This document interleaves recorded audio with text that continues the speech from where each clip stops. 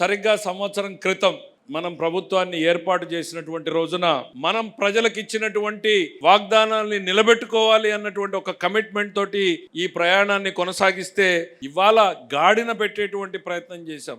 ఒకవైపు ఈ కూటమి ప్రభుత్వం వల్లనే ఈ రాష్ట్రం గాడిన నిలబడింది అనేటువంటిది రాష్ట్ర ప్రజానీకానికి మనం వివరించాల్సినటువంటి అవసరం వచ్చింది. జగన్మోహన్ రెడ్డి గారు అధికారంలోకి వచ్చినటువంటి మొదటి సంవత్సరంలో ఆయన పెంచినటువంటి పెన్షన్ 250 రూపాయలు, మనం పెంచింది 1000 రూపాయలు. సంవత్సరానికి 34,000 కోట్ల రూపాయలని మనం ఖర్చు పెడుతున్నాం.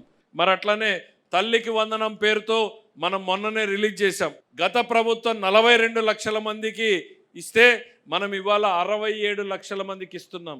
ఇవాళ సంక్షేమం డబుల్ చేయబడింది ప్రభుత్వంలో అనేటువంటిది మనం ప్రజలకు వివరించాల్సినటువంటి పరిస్థితి వచ్చింది.